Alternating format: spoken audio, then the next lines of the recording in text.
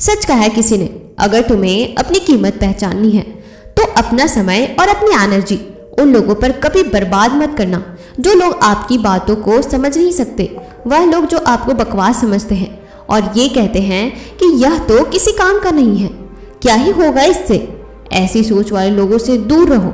दोस्तों, ऐसी ही एक युवक की कहानी है जो खुद को दूसरों से कम समझता था और अपनी कीमत नहीं जानता था। आज की जो कहानी है यह आपकी ज़िंदगी बदलने वाली है। लेकिन इससे पहले कि आप कहानी में खो जाएं, हमारे इस चैनल को जल्दी से सब्सक्राइब कर लो। तो चलिए कहानी को शुरू करते हैं। एक बार की बात है, एक महान गुरु प्रवचन दे रहे थे। प्रवचन में आसपास के लोग भी शामिल थे। सभी लोग गुरु को सुन रहे थे। कुछ देर में प्रवचन खत्म हो गया। तब लोगों ने गुरुदेव को प्रणाम किया और अपने अपने घर को चल पड़े, पर एक युवक वहीं बैठे रह गया। गुरु की नज़र उस युवक पर पड़ी तो वह पूछ बैठे, क्या बात है, तुम्हें कोई जिज्ञासा है क्या? युवक गुरु के पास गया और प्रणाम करके बोला, गुरुदेव, बहुत उलझन में हूँ मैं। जितना इस बारे में सोचता हूँ उतना ही उलझता जाता हूँ। कैसी उलझन है? उससे गुरु ने प्रश्न किया। युवक हाथ जोड़कर बोला, गुरुदेव, यह संसार कितना विशाल है। संसार में लाखों करोड़ों लोग निवास करते हैं, उनमें भी एक से बढ़कर एक विद्वान कलाकार योद्धा है। ऐसे में उन सबके बीच मुझ जैसे सामान्य प्राणी का क्या मूल्य है? युवक की बात सुनकर गुरु मुस्कुरा दिए। वो बोले, तुम्हारे जिज्ञासा का उत्तर मिल जाएगा, पर इसमें थोड़ा सा समय लगेगा। क्या तब तक मेरा एक छोटा सा काम कर सकते हो? गुरुदेव, यह तो मेरे लिए गर्व की बात है कि मैं आपके काम आ सकूं। युवक ने अपने हाथ जोड़कर कहा। गुरुदेव, आप आदेश करें। गुरु ने युवक को एक चमकीला पत्थर देते हुए कहा, तुम्हें इस पत्थर का मूल्य पता करना है और ध्यान रहे, इसे बेचना नहीं है, सिर्फ इसका मूल्य पता करना है। जैसे आज्ञा गुरुदेव। ऐसा कहते हुए युवक ने गुरु से वह पत्थर ले लिया। उसने उन्हें एक बार फिर प्रणाम किया और बाजार की ओर चल पड़ा। बाजार वहां से बहुत ज्यादा दूर नहीं था। युवक थोड़ी ही देर में वहां पहुंच गया। वह सुबह का समय था, इसलिए बाजार अभी ठीक से लगा नहीं था। वहां पर इक्का दुक्का दुकानदार ही थे। युवक ने जिज्ञासावश इधर उधर नजर घुमाई। उसे एक पेड़ के नीचे एक दुकानदार नजर आया। वह आम बेच रहा था। युवक उस दुकानदार के पास पहुंचा और उसे पत्थर दिखाते हुए बोला, क्या आप इस पत्थर की कीमत बता सकते हैं? दुकानदार एक चालाक व्यक्ति था। पत्थर की चमक देखकर वह समझ गया कि अवश्य ही यह कोई कीमती पत्थर है। वह बनावटी आवाज में बोला, देखने में तो कुछ खास नहीं लगता, पर मैं इसके बदले 10 आम दे सकता हूँ। दुकानदार की बात सुनकर युवक को हल्का सा क्रोध आ गया। वो मन ही मन कहता है, बंदर समझता है इतना सुंदर पत्थर और इसका मूल्य सिर्फ 10 आम? अवश्य ही यह झूठ बोल रहा है।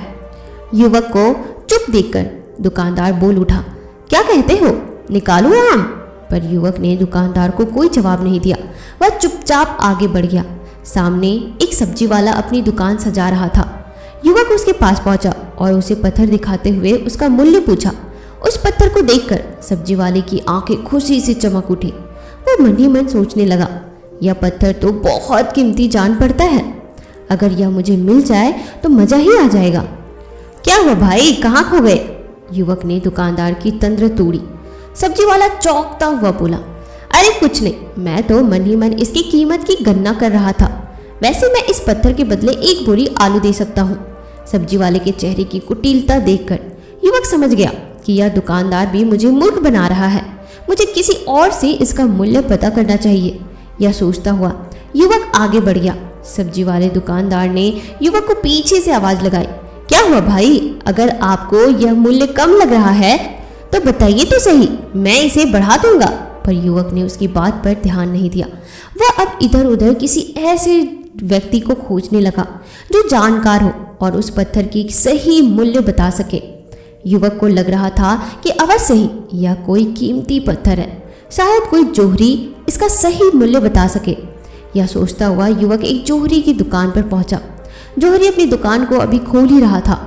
उसने युवक को अपनी दुकान की ओर आते हुए दूर से देख लिया था।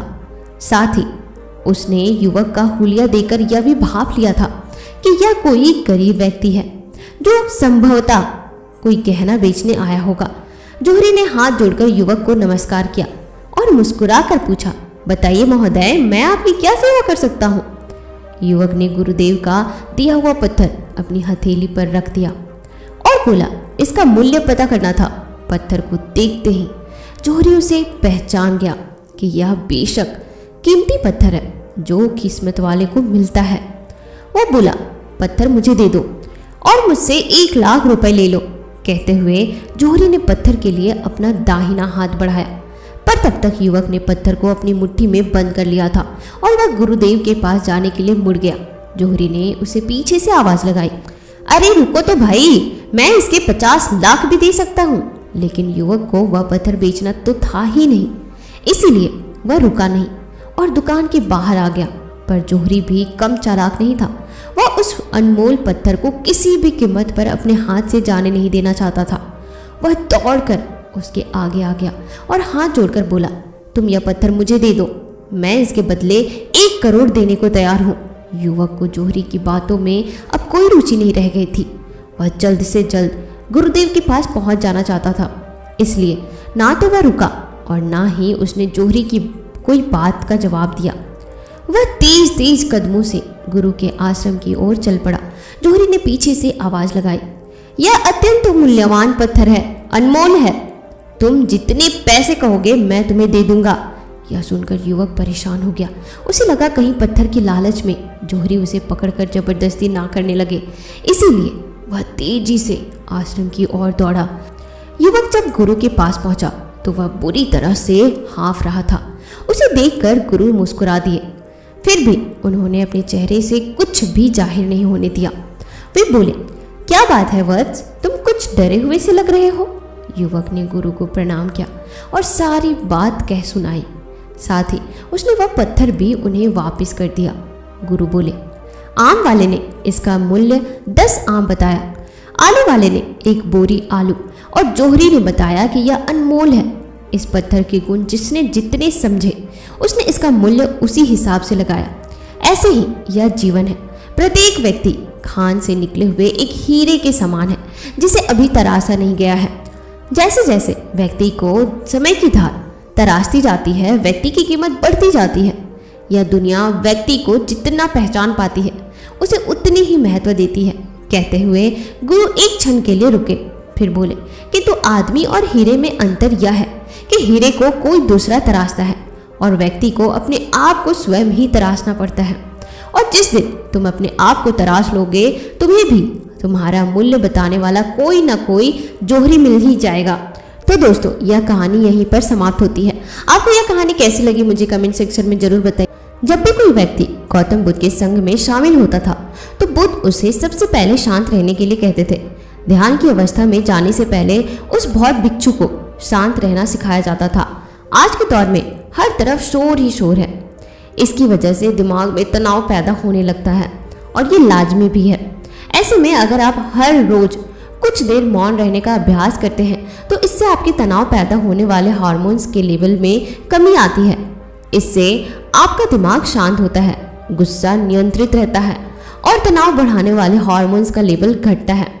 आज के इस वीडियो में हम जानेंगे कि किन मौकों पर हमें शांत रहना है और किन मौकों पर हमें बोलना है और शांत रहने से हमारे अंदर क्या क्या बदलाव आ सकता है। दोस्तों, संध्या काल का समय था। गुरु अपने सभी शिष्यों को बुलाते हैं और कहते हैं, कल सुबह सब लोग नदी में स्नान करने के बाद तुरंत हमारी कुटिया के सामने उपस्थित हो जाना। सभी इसी से हैरान रह जाते हैं कि हम लोगों ने कुछ गलती की है क्या।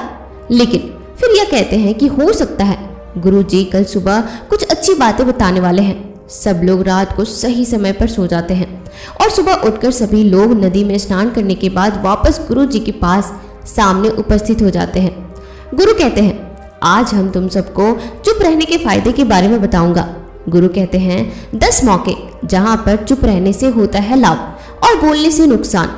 गुरु कहते हैं, अगर आप इन 10 मौकों पर शांत हो गए यानी मौन हो गए तो आप जो चाहेंगे वही मिल जाए। आपकी जिंदगी में चमत्कारी बदलाव शुरू हो जाएंगे।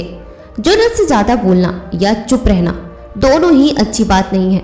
जैसे जरूरत से ज्यादा बारिश हो जाना या फिर धूप दोनों ही दिक्कत देती है, उसी तरह अनावश्यक बोलने से भी काफी नुकसान होता है। गुरु कहते हैं कि पहला ऐसा मौका जहां पर व्यक्ति को चुप रहना चाहिए, बिना तथ्य के ना बोले। गुरु ने कहा, अगर आपके पास कोई तथ्य नहीं है तो वहां चुप रहने में ही भलाई है। चुप बैठने से दिमाग में नई कोशिकाओं का निर्माण होता है और इससे ज्ञान की वृद्धि होती है। बोलने में भलाई वही है जहां आपको किसी चीज के बारे में पूरा ज्ञान हो। अगर आप बिना तथ्य के कहीं भी बोलते हैं या फिर बेवजह बोलते हैं तो आपका वहां मजाक भी बन सकता है। अगर आपके पास पर्याप्त जानकारी नहीं है, ऐसी जगह पर बोलने से आपका मजाक तो बनती ही है, साथ ही लोगों का भरोसा भी आपसे उठने लगेगा।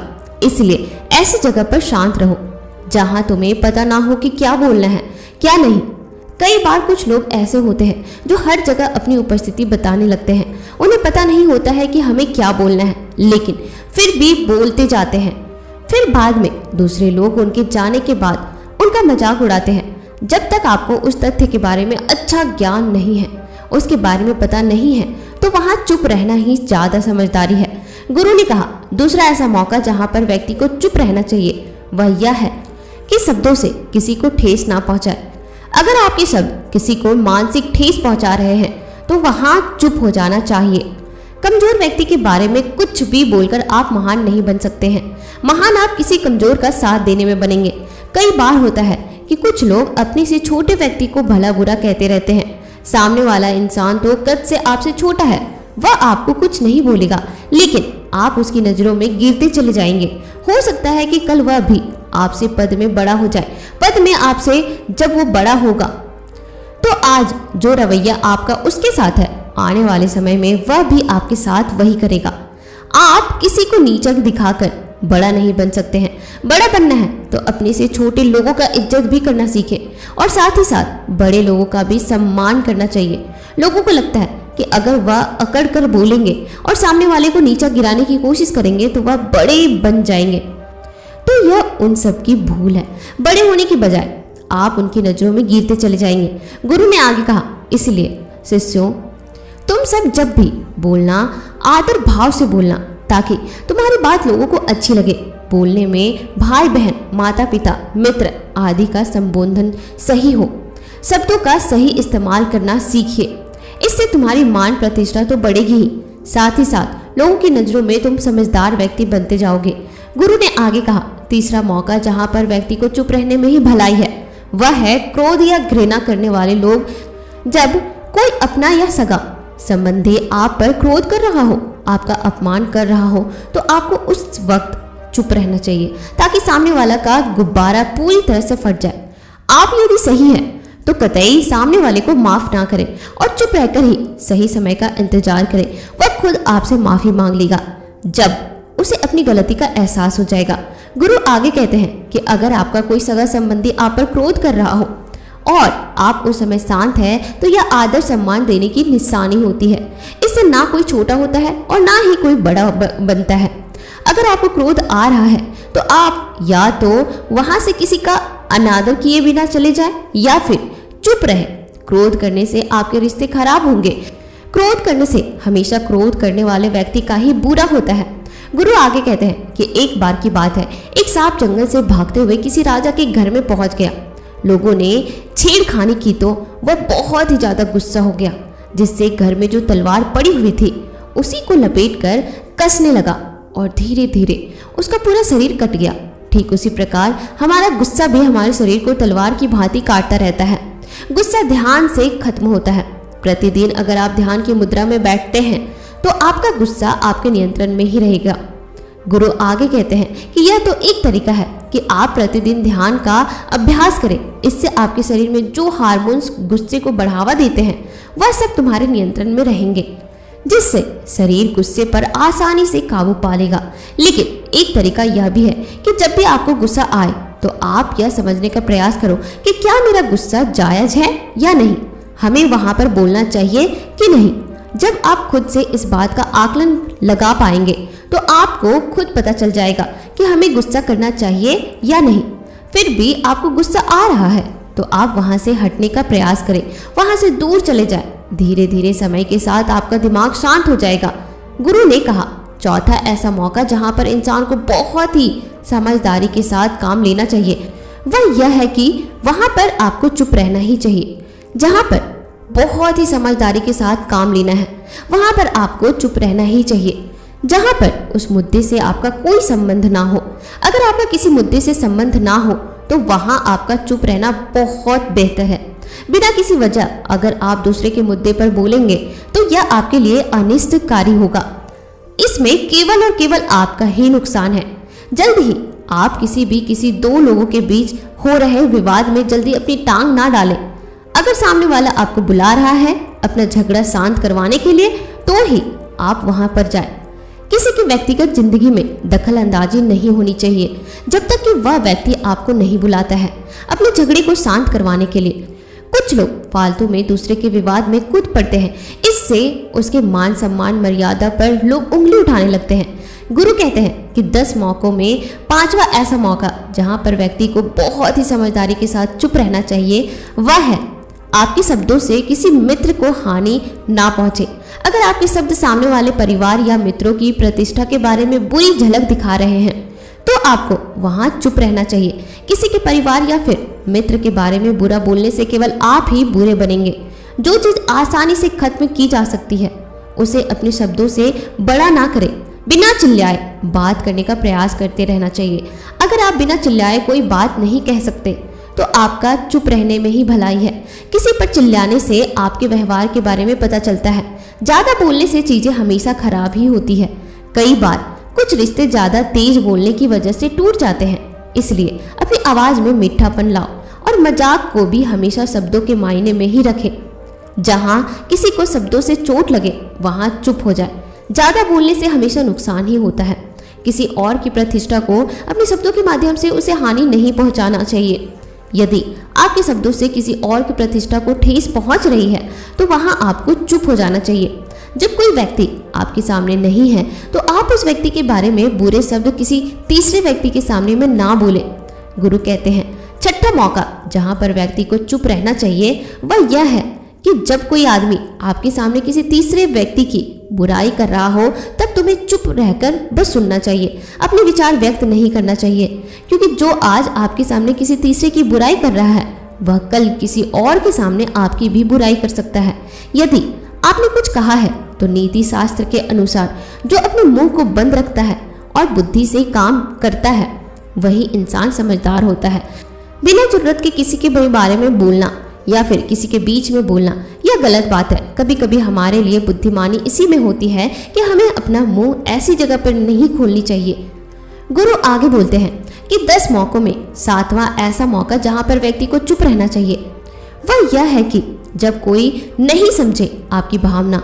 यदि आपको लग रहा है कि कोई व्यक्ति आपकी भावना, दुख या परेशानी को शब्दों में नहीं समझ पा रहा है, यदि आपको लग रहा है कि सामने वाला व्यक्ति आपकी भावना या दुख को या आपकी जो परेशानी है उसको वह समझ नहीं पा रहा है या समझने का प्रयास नहीं कर रहा है या वह आप उस ध्यान से नहीं सुन पा रहा है तो ऐसे व्यक्ति के सामने आप चुप ही रहें, क्योंकि ऐसे लोगों को आपकी भावना या दुख से कोई मतलब नहीं होता। ऐसे लोगों को अपना राज बताकर आप पछताएंगे ही बाद में। इसीलिए हर किसी को अपने मन की बात नहीं बतानी चाहिए। अगर आपको लग रहा है कि सामने वाला आपकी बात को नहीं समझ पा रहा है, आपकी भावनाओं को नहीं समझ पा रहा है, तो वहां पर आपको नहीं बोलना चाहिए, क्योंकि ऐसे स्थान में आपका मजाक ही बन जाएगा। जब आपको लगने लगे कि सामने वाला आपकी भावनाओं को ठीक तरीके से समझ रहा है, आप जो कह रहे हैं वह ठीक से सुन रहा है, तभी आप उसे अपनी बात कहें। गुरु कहते हैं कि 8वां मौका जहां पर आपको चुप रहना चाहिए वह यह है कि जब कोई इंसान अपना दुख व्यक्त करे। यदि कोई इंसान अपने दुख या परेशानी को आपको बता रहा है तो इसका मतलब यह है कि वह आपको अपना समझ रहा है।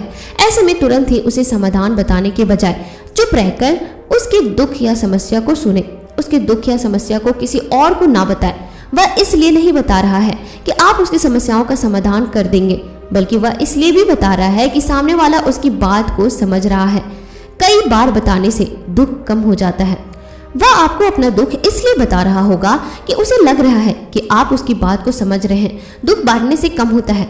इसलिए जब कोई व्यक्ति अपना दुख आपसे व्यक्त करे तो आप चुपचाप उसकी बात को बहुत ही ध्यान से सुने, ताकि उसके दुख कम हो जाए, उसके मन का बोझ हल्का हो जाए, क्योंकि उसके मन में जो भी बातें थी वह आपको सब बता दिया। गुरु आगे कहते हैं 10 जगहों में 9वीं ऐसी जगह जहां पर आपको चुप रहना चाहिए वह यह है जहां पर दुष्ट प्रकृति के लोग रह रहे हो। और गाली गलौज कर रहे हो तो आप वहां पर मत जाइए। ऐसी जगहों से आप चुपचाप निकल जाए, अर्थात अपनी प्रतिक्रिया दिए बिना आप वहां से चले जाए, क्योंकि जिसकी जुबान खराब होती है, जो दुष्ट प्रकृति के लोग होते हैं, उनको आप ऐसे समय में नहीं समझा सकते हैं। जब उनका दिमाग पूरी तरह से शांत हो जाए तभी वह आपकी बात सुनेंगे।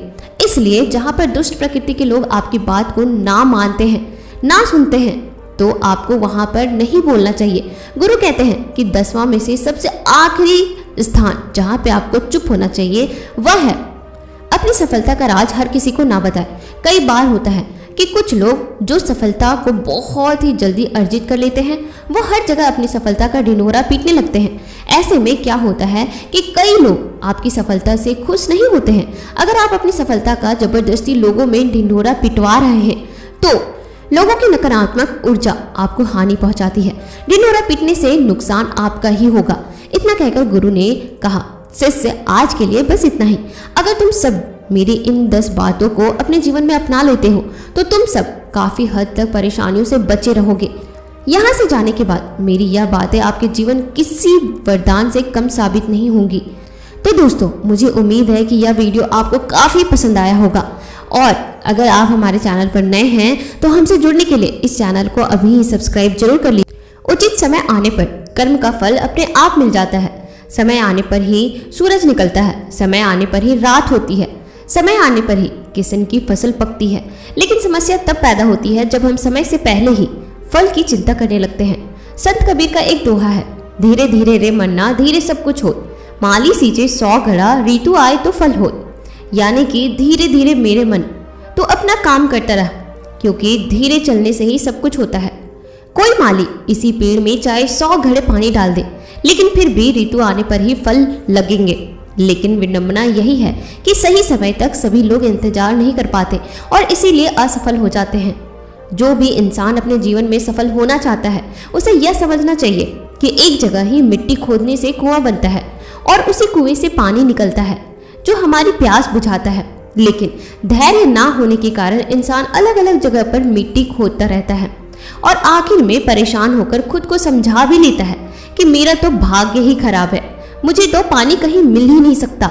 अगर वह एक जगह ही मिट्टी खोदता रहता तो पानी निकलने की संभावना बहुत ज्यादा बढ़ जाती। एक जगह मिट्टी खोदने का तात्पर्य यहाँ पर यह है कि आप जो कर रहे हैं, आपने जो किया है, जिसमें आपका हुनर है, जो आपने सालों साल सीखा है, उसी पर अपना समय लगाते रहिए। चाहे अभी तक आपको उसमें सफलता मिली हो या ना मिली हो, लेकिन निराश मत होना, क्योंकि अभी आप सफलता के बिल्कुल नजदीक खड़े हैं। अगर अभी आप हार मान गए तो आपको फिर से एक नई शुरुआत करनी पड़ेगी। कोई नया काम सीखना पड़ेगा, नया हुनर पैदा करना पड़ेगा और उसमें फिर से सालों का समय लग जाएगा। अभी तक जो सीखा है, अभी तक जहां पर मेहनत करी है, वहीं पर मेहनत करना जारी रखिए। अगर दरवाजे पर पहुंचकर वापस लौट गए तो खुद को कभी माफ नहीं कर पाओगे।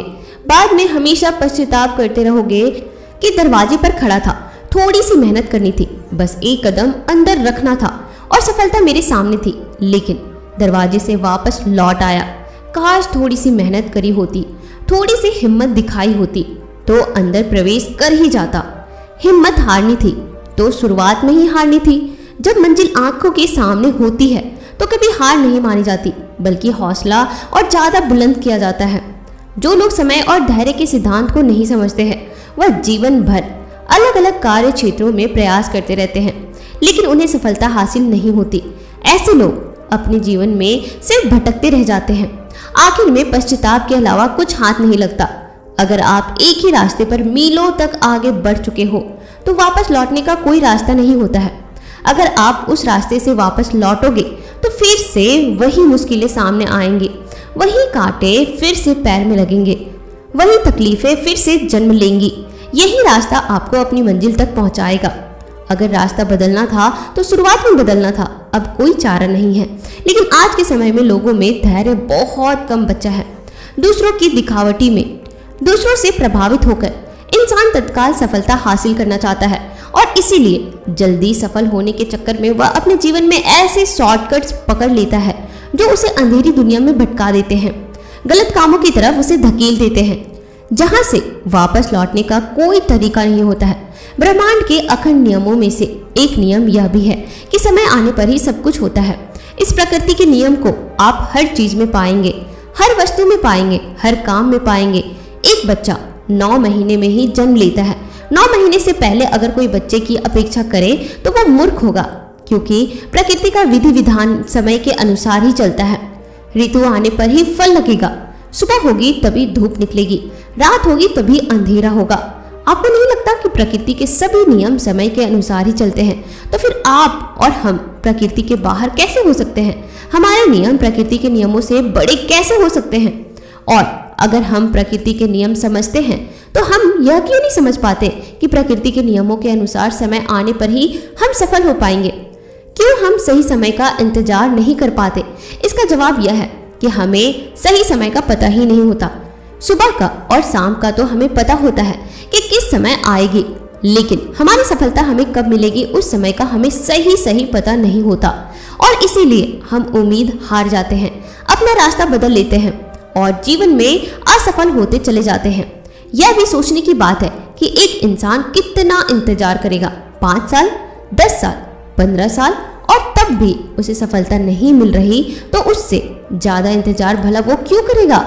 या तो उसे यह पता चल जाए कि उसे 20 साल में सफलता मिल जाएगी, या फिर उसे यह पता चल जाए कि उसे कभी सफलता मिलेगी ही नहीं, तो फिर वह अपना रास्ता बदल सकता है। लेकिन ऐसा तो कभी स्पष्ट होता ही नहीं। हमें कितने समय में सफलता मिलेगी यह कभी निश्चित नहीं होता है।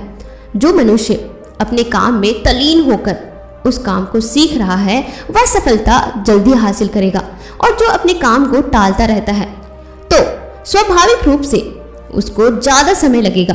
तो इसीलिए प्रकृति ने सफल होने के लिए समय की कोई निश्चित इकाई नहीं बनाई, क्योंकि हर मनुष्य के हिसाब से उस समय की अवधि अलग अलग हो सकती है। लेकिन जो समझदार है वह जानते हैं कि कम समय में सफलता कैसे हासिल की जाती है। अगर वह असफल होने का डर और सफल होने का लालच अपने मन से निकाल देते हैं तो ऐसे लोग जल्दी ही अपने जीवन में सफल हो जाते हैं, क्योंकि उनके लिए अपना काम ही ध्यान बन जाता है। और जब हमारा काम ही हमारे लिए ध्यान बन जाता है तो जो चीज हम 10 दिनों में सीख रहे हैं वह हम 1 दिन में सीख सकते हैं। लेकिन हम अपने काम को ध्यान क्यों नहीं बना पाते? इसके पीछे का कारण भी जान लेना अब बहुत आवश्यक है। हम अपने काम को ध्यान इसीलिए नहीं बना पाते क्योंकि हर काम के पीछे या तो हमारा लालच जुड़ा होता है या फिर कोई डर जुड़ा होता है। कुल मिलाकर यह समझिए कि हम उस कर्म के फल को लेकर चिंतित रहते हैं। अगर हम उस कर्म के फल की चिंता अपने मन से निकाल दें और सिर्फ अपना ध्यान उस कर्म पर ही लगाएं तो सफलता मिलना निश्चित हो जाता है। लेकिन अपने कार्य क्षेत्र में कुछ समय बिताने के बाद ही इंसान का मन दुखी हो जाता है। वह परेशान हो जाता है कि सफलता तो मिल ही नहीं रही, तो मैं क्यों मेहनत करूं, अपना रास्ता ही बदल लेता हूं। और एक बार अगर मन को भटकने का रास्ता मिल जाता है तो वह हमेशा भटकता रहेगा। आप एक काम को छोड़कर दूसरे काम को शुरू करेंगे तो उसमें भी आपका मन भटक जाएगा, क्योंकि आपके मन की प्रवृत्ति भटकने की हो गई है। आपने एक जगह पर समय लगाकर धैर्य रखकर मेहनत करने का सोचा ही नहीं, उसका अभ्यास किया ही नहीं। इसीलिए आपका धैर्य, आपका पेशेंस इतना कमजोर हो गया है कि वह किसी भी काम पर ज्यादा समय तक मेहनत नहीं करना चाहता। आपने ही अपने मन को इतनी आजादी दी है। अगर आपने अपने मन के बचने के लिए कोई जगह ही नहीं छोड़ी होती तो आपका मन आपके अनुसार काम कर रहा होता। लेकिन आप अपने मन के वशीभूत होकर अपने रास्ते बदल लेते हैं और इसीलिए आपका मन भटकना सीख जाता है और वह आपका कहना नहीं मानता, बल्कि आप खुद अपने मन के गुलाम हो जाते हैं। यह गुलामी की जंजीरें मरने तक आपका साथ नहीं छोड़ती और आप अपनी आदतों के गुलाम होते चले जाते हैं। कुछ लोग उसे आलस्य का नाम दे देते हैं, लेकिन आलस्य यहीं से जन्म लेता है जब हमारे मन को बचने के लिए जगह मिल जाती है। मन को बच निकलने के लिए 1 इंच भी जगह मत दो, एक भी बहाना उसका काम ना कर पाए। ऐसी व्यवस्था सुनिश्चित करो, क्योंकि मन का काम हमेशा आपको भटकाना रहा है। जो चीज मन को हासिल हो गई वह व्यर्थ हो जाती है और जो नहीं मिली उसके लिए मन तरह तरह की योजनाएं बनाता रहता है। मन का स्वभाव एक जगह ठहरना है ही नहीं, वह पानी की तरह बहता रहता है। लेकिन अगर हम अपने मन को समझने का प्रयास करें तो हम उस पानी के भाव के साथ बहते चले जा सकते हैं। उसके बाद हमें प्रयास नहीं करना पड़ेगा, जोर जबरदस्ती नहीं करनी पड़ेगी। मन को समझने के बाद आप अपने मन के मालिक हो जाते हैं, और एक बार मन के मालिक बनने के बाद आप अपने मन से जो चाहे वह काम करा सकते हैं। और मन को समझने के लिए सिर्फ एक सूत्र याद रखिए कि समय आने पर सब कुछ होता है। अगर आपका मन पेशेंस या धैर्य रखना सीख जाता है तो आप अपने मन को समझना शुरू कर देते हैं, क्योंकि धैर्य और प्रतीक्षा ही मन के ताले की चाबी है। मन को जल्दबाजी में समझा ही नहीं जा सकता। ये इत्मीनान का काम है, यह ध्यान का काम है। जब आप ध्यान करना शुरू करते हैं तो आपके मन का धैर्य बढ़ना शुरू होता है। आप एक ही जगह पर बहुत देर तक केंद्रित रह सकते हैं, और इसीलिए आप अपने मन की गतिविधियों को समझना शुरू कर देते हैं। आपका मन जल्दबाजी की वजह से इधर उधर भागना बंद कर देता है, और उसके बाद आपके मन के ताले की चाबी उसे खोलना शुरू कर देती है। और धीरे धीरे जैसे जैसे आप अपने मन को समझना शुरू कर देते हैं, वैसे वैसे आप पाते हैं कि आपके मन के नीचे तो खजाने दबे हुए थे। आपको खुद की अद्भुत शक्तियां पता चलेंगी, जो शायद ही आपने कभी महसूस की हो। लेकिन जो जबरदस्ती से बिल्कुल नहीं होगा, प्रेम से होगा, धैर्य से होगा, प्रतीक्षा से होगा। इसीलिए सफलता पानी है तो धैर्य और प्रतीक्षा रखें, और अपने मन को समझने का लगातार ध्यान के द्वारा प्रयास करते रहिए। उसके बाद सफलता आपकी होगी, उसके बाद आनंद भी आपका होगा, और उसके बाद आप होश में रहकर दुनिया को एक अलग नजरिए से देखना भी सीख सकते हैं। तो दोस्तों, यह वीडियो आपको कैसी लगी मुझे कमेंट सेक्शन में जरूर बताइए। मनुष्य चाहे कितना भी प्रयास क्यों न कर ले, कितना भी प्रयत्न क्यों न कर ले, उसे अपने कर्मों का फल तो भोगना ही पड़ता है। चाहे मनुष्य कितना ही प्रयत्न क्यों न कर ले, लेकिन वह कभी अपने कर्मों से बच नहीं सकता। जैसी करनी वैसी भरनी, यह वाक्य तो आपने सुना ही होगा। अर्थात जैसे आप कर्म करोगे वैसा ही आपको फल भी प्राप्त होगा। लेकिन मेरा एक प्रश्न है, क्या आप इस बात पर यकीन करते हैं कि जैसा आप कर्म करें वैसा ही आपको फल भी मिलेगा? अब आप में से अधिकतर लोगों के मन में यह प्रश्न जरूर उठा होगा कि इसमें पूछने वाली बात क्या है। यह तो सत्य ही है कि जैसे हम कर्म करेंगे वैसे ही हमें फल भी मिलेगा। लेकिन एक बार के लिए आंखें बंद करके अपने आप से यह प्रश्न कीजिए, देखिएगा कि आपको इस प्रश्न का उत्तर अस्पष्टता से नहीं मिल पाएगा। कहीं ना कहीं आपके मन में एक संशय जरूर होगा कि क्या यह बात सच है या झूठ। दोस्तों, आज इस कहानी से हम समझेंगे कर्मों का खेल। आखिर अच्छे कर्मों का फल अच्छा और बुरे कर्मों का फल बुरा कैसे होता है। बहुत समय पहले की बात है, किसी गांव में एक बहुत ही ज्ञानी पंडित रहता था। एक दिन वह अपने बचपन के दोस्त से मिलने के लिए दूसरे गांव में जा रहा था।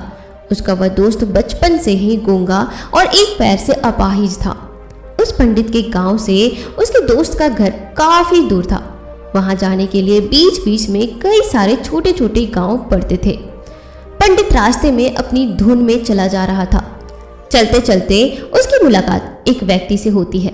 रास्ते में उसे एक आदमी मिलता है जो ऐसा लगता था कि वह किसी का इंतजार कर रहा था।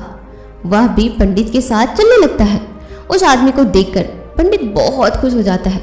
उसने सोचा, चलो अच्छा हुआ, साथ साथ चलने से उसका सफर आसानी से कट जाएगा। बात की शुरुआत करने के लिए उस पंडित ने उस व्यक्ति से उसका नाम पूछा, तो उसने अपना नाम धर्मराज बताया। पंडित को यह नाम कुछ अजीब सा लगता है, लेकिन उसने नाम के विषय में कुछ और पूछना उचित नहीं समझा। दोनों धीरे धीरे साथ में चल रहे थे। तभी रास्ते में एक गांव आता है। गांव का प्रवेश द्वार आते ही धर्मराज ने पंडित से कहा, तुम आगे चलो, मुझे इस गांव में एक काम है, मैं तुमसे आगे मिलता हूँ। पंडित ने कहा, ठीक है। वह आगे रास्ते में चल देता है। कुछ देर बाद उस गांव में खबर फैल गई कि एक व्यक्ति को सांड ने अपनी सींग में फंसाकर मार दिया है। जैसे ही सांड ने उस व्यक्ति को मारा, ठीक कुछ देर बाद ही धर्मराज पंडित के साथ आ गया और फिर दोनों चलना शुरू कर देते हैं और चलते चलते एक दूसरे गांव के द्वार पर पहुंच जाते हैं। उस गांव के बाहर एक बड़ा और विशाल मंदिर बना हुआ था। वहां पर आराम करने की सुविधा काफी बढ़िया लग रही थी। पंडित के दोस्त का घर अभी वहां से बहुत दूर था और रात भी होने वाली थी।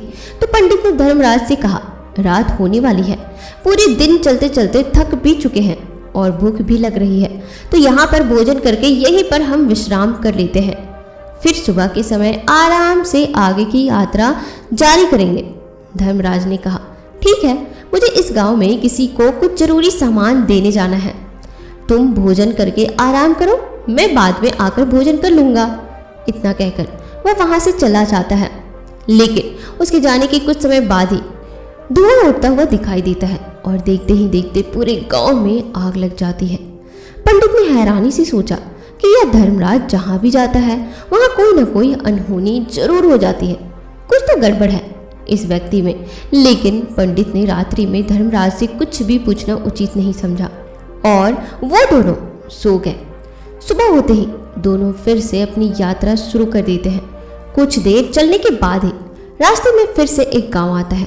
धर्मराज ने फिर पंडित से कहा, आप आगे चलिए, मुझे इस गांव में अपने मित्र से मिलने जाना है। मैं अपने दोस्त से मिलने के बाद आगे रास्ते में मैं मिलूंगा। यह कहकर धर्मराज वहां से चला गया। लेकिन पंडित इस बार आगे नहीं गया, वहीं खड़ा होकर धर्मराज को देखता रहा कि वह कहाँ जा रहा है और क्या करता है। तभी थोड़ी देर बाद लोगों की आवाज सुनाई देने लगी कि एक व्यक्ति को सांप ने काट लिया है और उसकी मृत्यु हो गई है।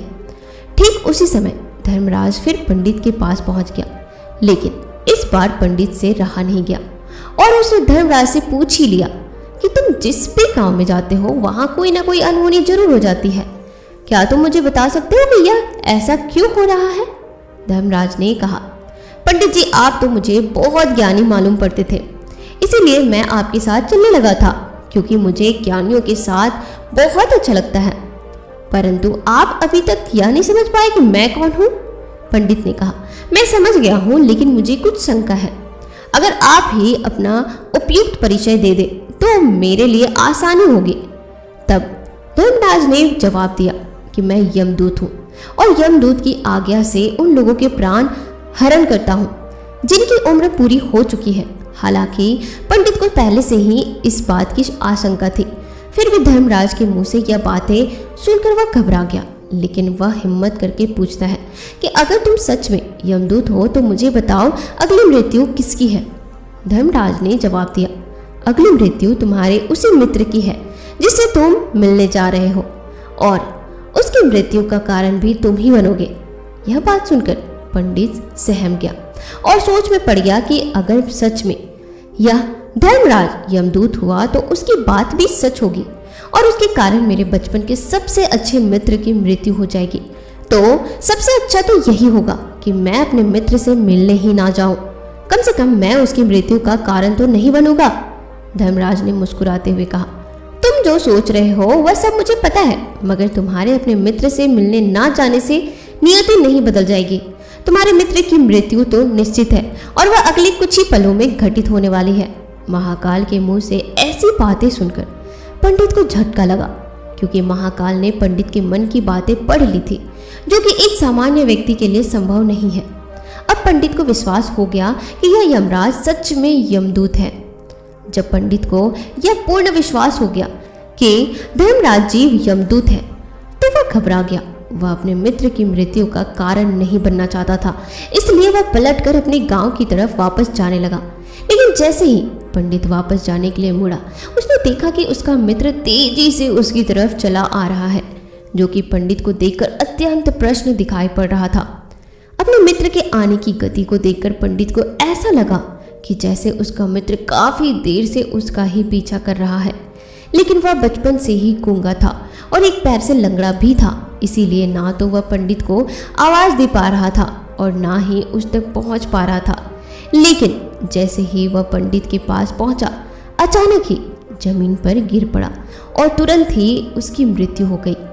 पंडित हक्का बक्का होकर धर्मराज की ओर देखने लगा, जैसे कि वह पूछना चाह रहा हो कि आखिर क्या हुआ। धर्मराज पंडित के मन में उठ रहे प्रश्नों को समझ गया और बोला, तुम्हारे मित्र ने पिछले गांव में ही तुम्हें देख लिया था और वह वहीं से ही तुम्हारा पीछा कर रहा था, लेकिन गूंगा और लंगड़ा होने की वजह से वह तुम तक नहीं पहुंच पाया। उसने अपनी पूरी ताकत लगाकर तुम तक पहुंचने का प्रयास किया, लेकिन बुढ़ापे में बचपन जैसी ताकत नहीं होती है, इसलिए दिल का दौरा होने के कारण उसकी मृत्यु हो गई। क्योंकि वह तुमसे मिलने के लिए अपनी सीमाओं को तोड़कर तुम्हारे पीछे भाग रहा था, इसलिए अपने मित्र की मृत्यु का कारण भी तुम ही कहलाओगे। अब पंडित को पूर्णतः विश्वास हो गया था कि धर्मराज एक यमदूत है और उसका कार्य जीवों के प्राण हरना है। लेकिन पंडित एक ज्ञानी व्यक्ति था। वह यह भी जानता था कि मृत्यु पर किसी का वश नहीं है, सबको एक ना एक दिन तो मरना ही है। यही सोचकर उसने अपने आप को संभाल लिया। लेकिन अचानक ही पंडित के मन में अपनी मृत्यु के बारे में जानने की इच्छा हुई। इसलिए उसने धर्मराज से पूछा कि जब मृत्यु मेरे दोस्त की होनी थी तो तुम शुरू से ही मेरे साथ क्यों चल रहे थे? यह प्रश्न सुनकर धर्मराज जोर से हंसा और बोला, मैं तो हर पल हर क्षण सभी के साथ चलता हूँ, किंतु लोग पहचान नहीं पाते, क्योंकि लोगों के पास अपनी समस्याओं के अलावा किसी और व्यक्ति या वस्तु या घटना के बारे में सोचने समझने या फिर उसे देखने का समय ही नहीं होता। पंडित ने कहा, तो क्या तुम यह बता सकते हो कि मेरी मृत्यु कब, कहाँ और कैसे होगी? महाकाल ने कहा, हालांकि किसी भी सामान्य जीव के लिए अपनी मृत्यु के बारे में जानना ठीक नहीं है, क्योंकि कोई भी जीव यह जानकर वह अपनी मृत्यु के बारे में जानकर बहुत दुखी हो जाता है। हालांकि तुम जानी व्यक्ति मालूम पड़ते हो और तुमने जिस तरीके से अपने मित्र की मृत्यु को सहन कर लिया है, उसे देखकर लगता है कि तुम अपनी मृत्यु के बारे में जानकर भी दुखी नहीं होंगे।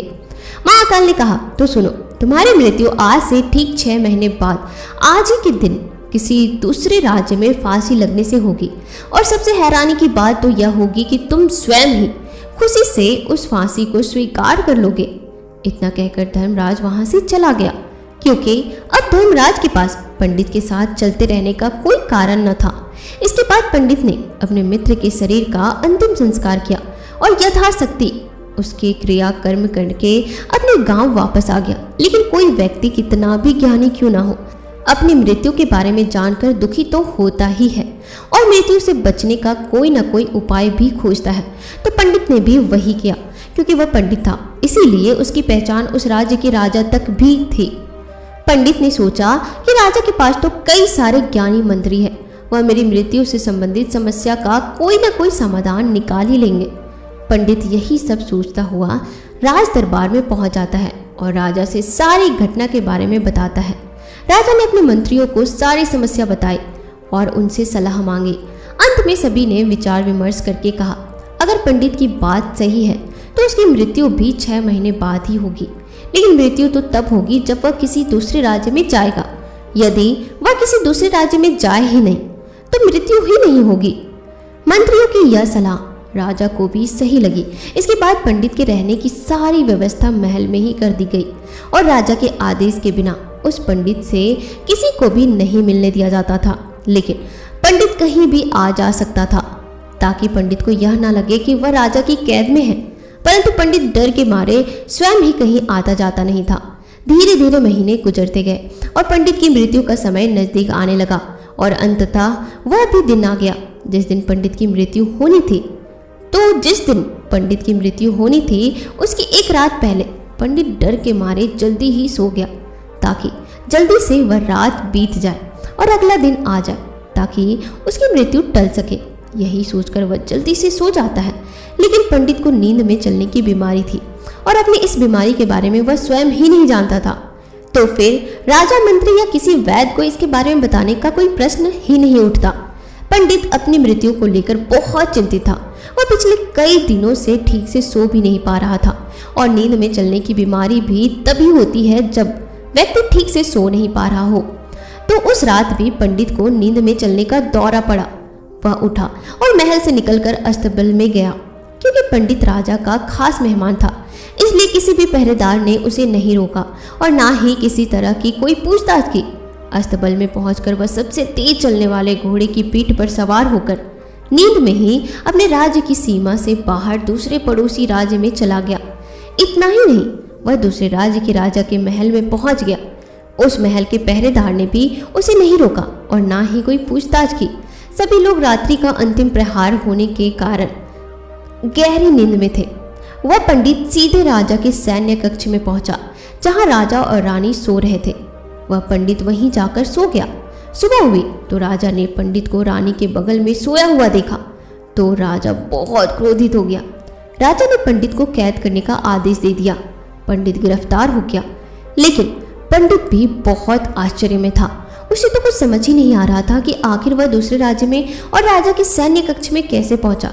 लेकिन वहां उसकी यह सब सुनने वाला कोई नहीं था। अगली सुबह राजा ने पंडित को दरबार में पेश करने का आदेश दिया। कुछ देर बाद उस पंडित को दरबार में लाया गया। पंडित को देखते ही राजा इतना आग बबूला हो गया कि उसे फांसी पर चढ़ा देने का हुक्म सुना दिया। फांसी की सजा सुनकर पंडित कांप गया, लेकिन फिर भी थोड़ी सी हिम्मत जुटाकर राजा से बोला, महाराज, मैं नहीं जानता कि मैं राजमहल तक कैसे पहुंचा। मैं यह भी नहीं जानता हूं कि आपके सैन्य कक्ष तक मैं कैसे आया और आपके महल के किसी पहरेदार या सैनिक ने मुझे रोका क्यों नहीं। लेकिन मैं इतना जरूर जानता हूं कि आज मेरी मृत्यु होनी थी और वह होनी भी जा रही है। राजा को यह बात थोड़ी सी अजीब लगी। उसने पंडित से पूछा, तुम्हें कैसे पता कि आज तुम्हारी मृत्यु होनी है? राजा के इस प्रश्न के जवाब में पंडित ने पिछले 6 महीने का सारा वाकया राजा को सुना दिया और बोला, महाराज, मेरा क्या, किसी भी सामान्य व्यक्ति में इतना साहस नहीं कि वह राजा के सैन्य कक्ष में राजा की उपस्थिति में रानी के साथ सो जाए। राजा को पंडित की बात में थोड़ा तर्क दिखाई पड़ा, परंतु उसने सोचा कि यह मृत्यु से बचने के लिए धर्मराज और उसके द्वारा अपनी मृत्यु की भविष्यवाणी की कहानी बना रहा है। इसलिए राजा ने पंडित से कहा, यदि तुम्हारी बात सत्य है और आज यह तुम्हारी मृत्यु का दिन है, जैसा कि यमदूत धर्मराज ने तुमसे कहा था, तो आज तुम्हारी मृत्यु का कारण मैं नहीं बनूंगा। लेकिन यदि तुम्हारी बात झूठी निकली तो निश्चित ही आज तुम्हारी मृत्यु का दिन होगा, क्योंकि जिस राज्य से पंडित आया था उस राज्य का राजा इस राजा का मित्र था। इसलिए इस राजा ने तुरंत अपने 2 सैनिकों को पड़ोसी राजा के पास भेजकर पंडित की बात की सत्यता का प्रमाण मांगा। भेजे गए सैनिक शाम तक लौटे और उन्होंने राजा को बताया कि महाराज, पंडित जो कुछ भी कह रहा है वह सब सत्य है। पड़ोसी राज्य के राजा ने पिछले 6 महीने से पंडित के रहने की सारी व्यवस्था अपने ही महल में कर रखी थी। पंडित राजा का खास मेहमान था। कल शाम राजा आखिरी बार पंडित से उसके कक्ष में मिले थे और उसके बाद यह इस राज्य में कैसे पहुंच गया इसकी कोई जानकारी किसी को भी नहीं है। इसीलिए उस राज्य के राजा के अनुसार पंडित को फांसी की सजा देना ठीक नहीं है। लेकिन राजा के सामने एक नई समस्या थी, क्योंकि उसने बिना पूरी बात जाने ही पंडित को फांसी की सजा सुना दी थी। इसलिए अगर पंडित को फांसी नहीं दी जाती तो राजा के वचन का अपमान हो जाता, लेकिन अगर राजा की बात का मान रखा जाए तो बेवजह ही एक निर्दोष व्यक्ति की मौत हो जाएगी। राजा ने अपने सभी मंत्रियों से इस बारे में सुझाव मांगा, तो मंत्रियों ने राजा को सुझाव दिया कि महाराज, पंडित को एक कच्चे सूत के धागे से फांसी लगवा दी जाए। इससे आपके कथन का भी मान रह जाएगा और कच्चे सूत के धागे से पंडित को फांसी भी नहीं लगेगी और उसके प्राण भी बच जाएंगे। राजा को मंत्रियों का सुझाव पसंद आया और उसने ऐसा ही करने का आदेश दे दिया। पंडित के लिए कच्चे सूत के धागे से फांसी का फंदा बनाया गया और नियम के अनुसार पंडित को फांसी पर चढ़ाया जाने लगा। सभी लोग बहुत खुश थे कि ना तो पंडित मरेगा और ना ही राजा का वचन खाली जाएगा। पंडित को भी पूर्ण विश्वास था यह सूत के धागे से तो उसकी मृत्यु कभी हो ही नहीं सकती। पंडित उस पर चढ़ने के लिए तैयार हो गया, जैसा कि धर्मराज ने भविष्यवाणी की थी कि तुम खुद ही अपनी फांसी को स्वीकार करोगे। लेकिन जैसे ही पंडित को फांसी दी गई, सूत का धागा तो टूट गया, लेकिन टूटने से पहले उसने अपना काम कर दिया था। पंडित के गले की एक नस सूत के धागे के झटके से कट चुकी थी और पंडित जमीन पर पड़ा तड़प रहा था। उस पल उसके गले से खून की फुहार निकल रही थी और देखते ही देखते पंडित का शरीर पूरी तरह से शांत हो गया। सभी लोग आश्चर्यचकित थे और पंडित को मरता हुआ देख रहे थे। किसी को विश्वास नहीं हो रहा था कि कच्चे सूत के धागे से भी किसी इंसान की मृत्यु हो सकती है, लेकिन घटना तो घट चुकी थी। नियति ने अपना काम कर दिया था और धर्मराज की भविष्यवाणी सच हो चुकी थी। दोस्तों, श्रीमद् भगवत गीता में भगवान श्री कृष्ण ने कहा है, जो होना होता है वह होकर ही रहता है। हम चाहे कितनी ही सावधानी क्यों न बरते, कितना ही उपाय कर ले, लेकिन घटना और घटना की पूरी प्रणाली पहले से ही तय होती है, जिसे हम थोड़ा सा भी इधर उधर नहीं कर सकते हैं। दोस्तों, शायद इसीलिए ईश्वर ने हमें भविष्य जानने की क्षमता नहीं दी है, ताकि हम अपने जीवन को ज़्यादा बेहतर तरीके से जी सके। और यही बात उस पंडित पर भी लागू हुई। अगर पंडित ने महाकाल से अपनी मृत्यु के बारे में ना पूछा होता तो 6 महीने तक राजा के महल में कैद रहकर डर डर कर जीने की बजाय ज़्यादा बेहतर जीवन जीता। दोस्तों, आपने आज के इस वीडियो से क्या सीखा वह मुझे कमेंट सेक्शन में ज़रूर बताइएगा। और साथ ही अगर आपको यह वीडियो और कहानी पसंद आए तो वीडियो को लाइक और चैनल को सब्सक्राइब जरूर कर लीजिएगा, ताकि आगे से आने वाली जितनी भी मोटिवेशनल कहानियां हो सबसे पहले आप सुन सके।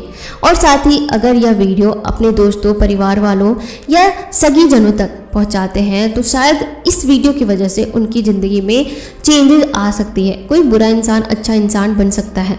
तो जल्दी से फटाफट इस वीडियो को उन सारे लोगों तक जरूर शेयर करना जो डर डर के ज़िंदगी जीते रहते हैं या फिर अपने कर्मों पर ध्यान नहीं देते। तो मिलते हैं नए वीडियो में नई कहानियों के साथ, तब तक के लिए आप अपना ख्याल रखना।